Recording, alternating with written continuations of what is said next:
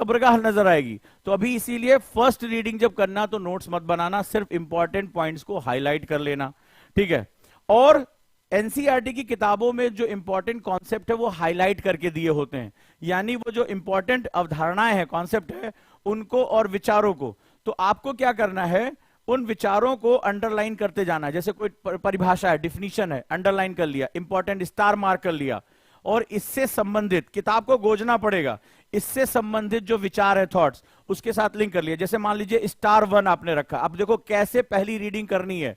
अगर आप खुद से रीडिंग कर रहे हो तो स्टार किया 1, ठीक है। अब 1 से रिलेटेड कोई थॉट है, अभी आपको अपने उसके अंदर पढ़ते जाना, अभी नोट्स नहीं बनाना है। तो आपने उसको मेंशन कर लिया 1A, दूसरा कोई विचार है 1B, तीसरा कोई विचार है 1C। पहले चैप्टर में आपको 3 थॉट मिल गए, ठीक है। तो अब आपने यहां ABC कर लिया, ठीक है। तो इस तरह से आपने क्या किया कि ये मुख्य अवधारणा है, मुख्य कॉन्सेप्ट है, और इससे जरूरी जो विचार है वो यहां पर हमने एक कोडिंग कर ले, इसको बोलते हैं कोडिंग। ये कोडिंग ऑफ स्टडीज हो गई। तो आप एनसीईआरटी की बुक्स को कोडिंग कर रहे हो। डन, हाँ या ना? सब लोग कमेंट बॉक्स में बताओ कि समझ गए।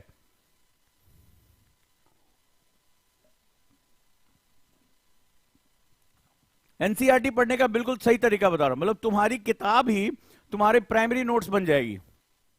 तो आपने स्टार मार्क किया, मान लो अवधारणा 1 है, पहला एक कॉन्सेप्ट तुम्हें बहुत अच्छा लग रहा है, इससे जरूरी कुछ चीजें आगे एक्सप्लेन की हैं।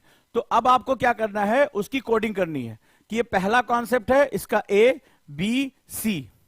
तो आपने स्टार 1A 1B 1C कर लिया, 1A 1B 1C। तो आपकी जो पेंसिल से आपकी किताब में नोट्स बनने शुरू हो गए, क्योंकि अभी ये नोट्स नहीं है, हमें 1/10 का कॉन्सेप्ट चलना है, ठीक है। 1:10 का, यानी 10 पेज का नोट्स एक पेज में होना चाहिए, तभी एनसीईआरटी काम करेगी, नहीं तो तुम्हें बोझ बन जाएगी। चलो भैया आगे देखते हैं। अब पहली रीडिंग आपने कर ली, कोडिंग कर ली। अब कोडिंग करने के बाद क्या करो, अब नोट्स लो, ठीक है। मान लो पहला चैप्टर पढ़ लिए या पूरी किताब पढ़ ली, और किताब पढ़ने के बाद वापस कोड्स पे आओ, ठीक है। अब कोड्स पर आ जाओ। तो तुमने पूरी एक फर्स्ट रीडिंग कर ली, या पूरा एक चैप्टर पूरा पढ़ लिया, या एनसीईआरटी में यूनिट्स दिए होते हैं, यूनिट्स पढ़ लिए। अब क्या किए, अपने कोडिंग पर आ जाओ, ठीक है। आप लोग नोट्स कैसे बनाते हो, आप बुक से नोट्स बनाते हो। बताओ कितने कितने स्टूडेंट हैं जो बुक से नोट्स बनाते हैं, बुक्स में महत्वपूर्ण पॉइंट निकाल लिया और उसके नोट्स बना लिए। और वहीं पे क्या होता है, नोट्स बहुत बल्कि हो जाते हैं। अब जो चीज बताने जा रहा हूं ध्यान से समझो, एनसीईआरटी तुम्हारी सबसे बड़ी दोस्त बन जाएगी आज के बाद। तो तुम्हें आज से क्या करना है, क्या जो इंपॉर्टेंट चीज है वो ये है कि तुम्हें कोडिंग से नोट्स बनाने हैं, जो तुमने कोड किया है। अब कोडिंग को आप साइनॉप्सिस में लेकर जाओगे, साइनॉप्सिस में, कोडिंग को साइनॉप्सिस में, यानी जैसे आपने कोई अवधारणा दी है, भूगोल की कोई अवधारणा है, ठीक है, कि जलवायु विज्ञान क्या, या जैसे मान लो वायुमंडल किसे कहते हैं, तो वायुमंडल आपका कॉन्सेप्ट हो गया। इसके बाद जो पृथ्वी के चारों ओर आवरण, कॉन्सेप्ट A, गुरुत्व के कारण ये आपस में बंधे रहते हैं, कॉन्सेप्ट 2। अब आपने क्या किया, कोडिंग को उठा लिया। अब आपको चैप्टर से मतलब नहीं, कोडिंग को उठाया और कोडिंग को और शॉर्ट में कर लिया। जैसे आपका कॉन्सेप्ट है वायुमंडल, एटमॉस्फियर, तो अब आपने जो नोट्स बनाया तो ये आपका कोड A हो गया। A से जुड़े वायुमंडल क्या है, तो आपने बताया गैसों का आवरण, गैसों का आवरण क्यों टिका हुआ है, गुरुत्वाकर्षण, किसके लिए, गुरुत्वाकर्षण के लिए।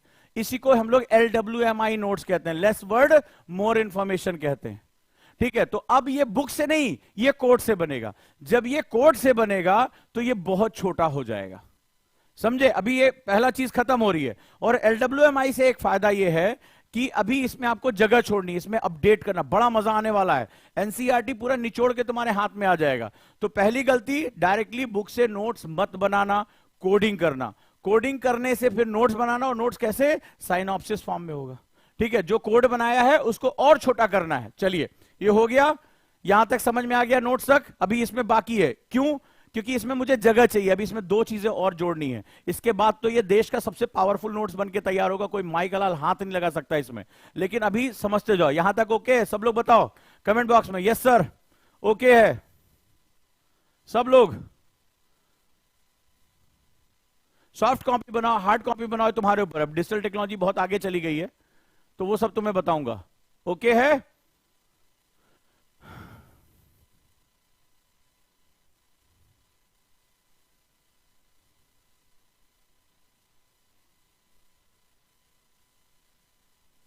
डन।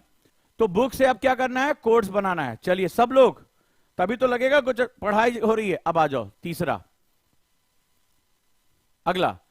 अब सबसे महत्वपूर्ण होता है, ज्यादातर मैंने स्टूडेंट को देखा, तुम में से बताना जिन लोगों ने एनसीईआरटी के पीछे अभ्यास प्रश्न दिए होते हैं, उसमें एक जो है वो तर्क शक्ति वाले क्वेश्चन होते हैं। उन क्वेश्चंस को जरूर सॉल्व करो अगर तुम चाहते हो कि तुम उसका पूरा एक क्रक्स निकाल सको।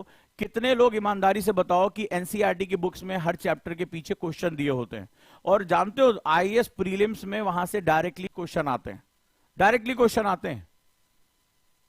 और कितने लोग हैं जो इसको फॉलो करते हैं? सब लोग कमेंट बॉक्स में बताएं, कितने लोग एनसीईआरटी के पीछे के क्वेश्चन सॉल्व करते हैं? हाँ या ना में जवाब दो, हाँ या ना में जवाब दो कि सर हम क्वेश्चन सॉल्व करते हैं, ईमानदारी से। और जो नहीं करते वो भी मुझे लिख के बताएं।